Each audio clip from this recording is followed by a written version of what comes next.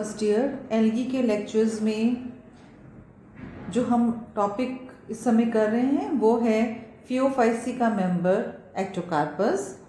पिछले लेक्चर में हमने एक्टोकार्पस के बारे में बताया था, इसकी अकरेंस कि कहाँ पर ये पाया जाता है, इसका जो थैलस है उसका स्ट्रक्चर डिस्कस किया था और हमने इसमें ग्रोथ सेल स्ट्रक्चर और इसमें किस प्रकार से ग्रोथ पाई जाती है उसके बारे में आप लोगों को बताया था।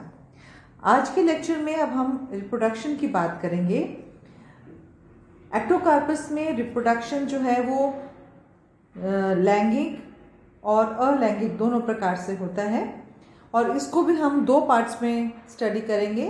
पहले हम लोग इसमें एसेक्सुअल रिप्रोडक्शन या अलैंगिक जनन के बारे में बात करेंगे और नेक्स्ट लेक्चर में हम इसमें जो लैंगिक जनन है या सेक्सुअल रिप्रोडक्शन है उसकी बात करेंगे। जो इसमें एसेक्सुअल रिप्रोडक्शन है, इसमें एसेक्सुअल रिप्रोडक्शन वो बायफ्लैजिलेट ज़ूस्पोर्स के द्वारा होता है, मतलब द्विकशाभिक चल बीजाणुओं के द्वारा होता है और इसमें दो प्रकार की बीजाणुधानियों का निर्माण होता है। मैं आपको दिखाती हूँ एक डायग्राम। ये देखिए, इसमें दो प्रकार की बीजाणुधानी बनती है। एक यूनिलोकुलर स्पोरेंजियम का निर्माण होता है और एक प्लूरीलोकुलर स्पोरेंजियम का निर्माण होता है। तो इसको आपने ध्यान रखना है। ये देखिए, यहाँ पर आपको एक थैलस दिखाई दे रहा है। इसमें जो ये थोड़ी सी लंबी और पतली वाली है ये प्लूरीलोकुलर स्पोरेंजियम है और जो गोल सी संरचना दिख रही है ये यूनिलोकुलर स्पोरेंजिया है। ये आपको याद रखना है। इसमें दो प्रकार की बीजाणुधानियों का निर्माण होता है। ये देखिए, प्लूरीलोकुलर और यूनिलोकुलर। अब इसमें एक चीज और जो बहुत विशेष होती है वो ये होती है कि इसमें दो प्रकार के थैलस का निर्माण होता है।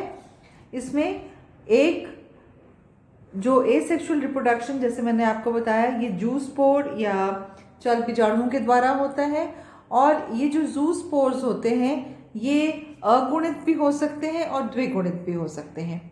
जो अगुणित होते हैं वो यूनिलोकुलर या एक कोष्ठीय चल बीजाणुधानी में बनते हैं और जो डिप्लॉयड होते हैं वो प्लूरीलोकुलर या बहुकोष्ठीय चल बीजाणुधानी में बनते हैं। तो दो प्रकार के इसमें बीजाणुओं का निर्माण होता है, जिससे दो प्रकार के प्लांट्स का निर्माण होता है, हैप्लॉयड और डिप्लॉयड, अगुणित और द्विगुणित। तो अब हम इनके बारे में आपको थोड़ा विस्तार से बताते हैं कि जो यूनिलोकुलर, जैसे अब हम लोग बात करते हैं यूनिलोकुलर स्पोरेंजियम की, तो यूनिलोकुलर स्पोरेंजियम की जो बीजाणुधानी है वो छोटी उपशाखाओं या लेटरल ब्रांचेस के शीर्ष पर उत्पन्न होती हैं।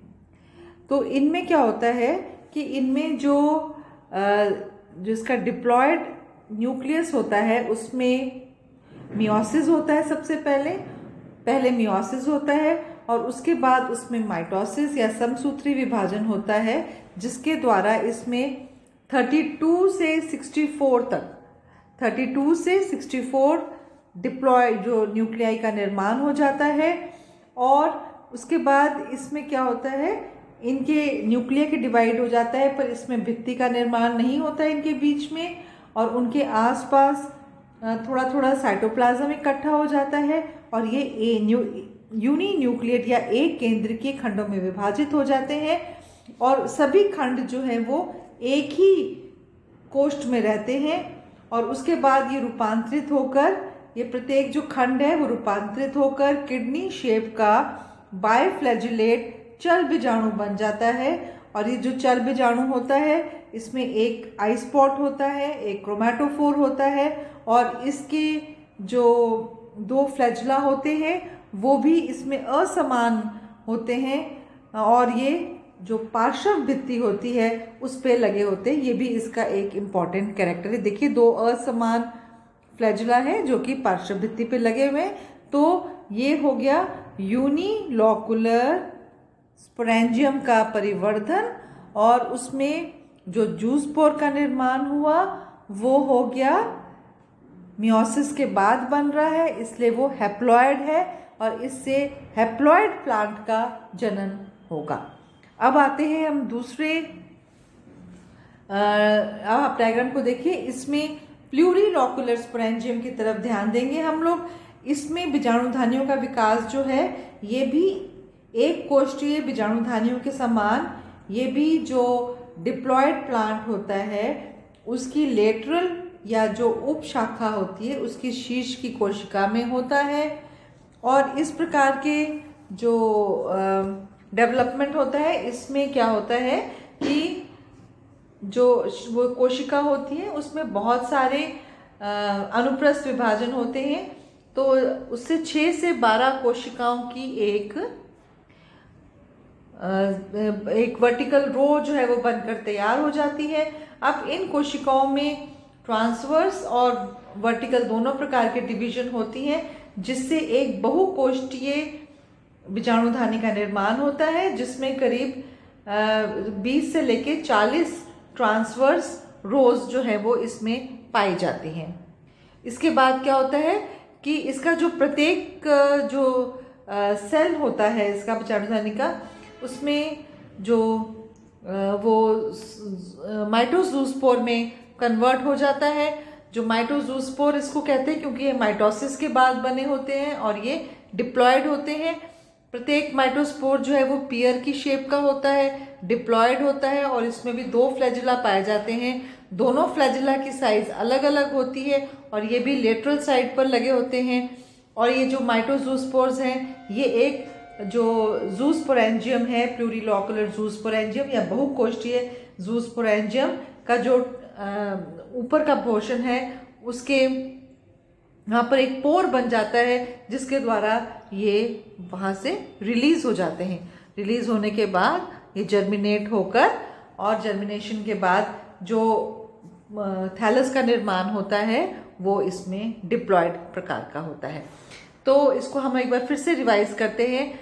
मैंने आपको बताया था इसमें रिप्रोडक्शन 2 प्रकार का है, एसेक्सुअल भी है और सेक्सुअल भी है। आज हम लोग बात कर रहे हैं सेक्सुअल रिप्रोडक्शन की। बहुत ज़रूरी आपको याद रखना है कि एक्टोकार्पस में 2 प्रकार के थैलस बनते हैं, एक हैप्लॉयड होता है और एक डिप्लॉयड होता है। जो हैप्लॉयड थैलस जो है वो मियोजूस्पोर्स के द्वारा होता है, जिसका निर्माण जो है वो यूनिलॉकुलर बीजाणुधानियों के अंदर होता है और उनमें पहले मियोसिस होता है। मियोसिस के बाद कई सारी माइटोटिक डिवीजन होती हैं, जिससे करीब 32 से 64 के करीब 64 तक डॉटर न्यूक्लियाई बन जाएंगे और प्रत्येक जो डॉटर न्यूक्लियाई है वो उसके बाद थोड़ा सा साइटोप्लाज्म बन जाएगा और ये जूस्पोर का निर्माण करेंगे। और जब ये जूस्पोर जर्मिनेट करेंगे तो जर्मिनेट करने के बाद ये फिर एक हैप्लॉयड प्लांट का निर्माण करते हैं। तो ये हो गया यूनिलॉकुलर स्पोरेंजिया के बारे में। और दूसरा जो है वो प्लूरीलॉकुलर स्पोरेंजिया है। ये थोड़ा लंबा इलोंगेटेड होता है, कोन लाइक होता है। और एक चीज़ और है कि दोनों प्रकार के स्पोरेंजिया जो हैं एक ही थैलस पे इनका निर्माण हो सकता है। ज़्यादातर एक ही थैलस में इनका निर्माण होता है, कुछ अपवाद को छोड़कर ज़्यादातर एक ही थैलस पे यूनिलॉकुलर और प्लूरीलॉकुलर स्पोरेंजिया का निर्माण होता है। यूनिलॉकुलर स्पोरेंजिया से जो मैंने आपको बताया जो जूस्पोर्स बनते हैं वो हैप्लॉयड होते हैं और हैप्लॉयड जो हैं वो अगुणित युग्मोद्भिद या गैमेटोफाइट का निर्माण करते हैं। और जो प्लूरीलॉकुलर स्पोरेंजिया होता है इसमें माइटोजूस्पोर्स का निर्माण होता है, क्योंकि ये माइटोसिस के द्वारा बनते हैं और इनकी जर्मिनेशन से जो प्लांट का निर्माण होता है उसको हम लोग डिप्लॉयड प्लांट कहेंगे।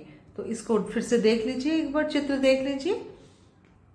ये एक थैलस है, इसमें प्लूरीलॉकुलर स्पोरेंजियम भी है, यूनिलॉकुलर स्पोरेंजियम भी है। इन दोनों से ही जूस्पोर्स का निर्माण हो रहा है।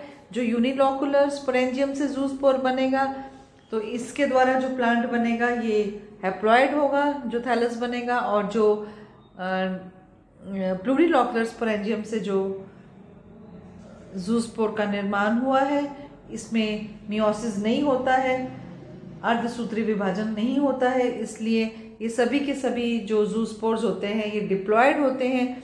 तो इसलिए इससे जो थैलस का निर्माण होगा इनके जर्मिनेशन से, वो सभी के सभी डिप्लॉयड होंगे प्लांट, द्विगुणित प्लांट्स या थैलस का निर्माण होगा। तो ये बात हो गई हमारे एसेक्सुअल रिप्रोडक्शन की। इसके बाद अब हम नेक्स्ट जो लेक्चर लेके आएंगे उसमें हम लोग एक्टोकार्पस के सेक्सुअल रिप्रोडक्शन के बारे में बात करेंगे। आज के लेक्चर में इतना ही। Thank you.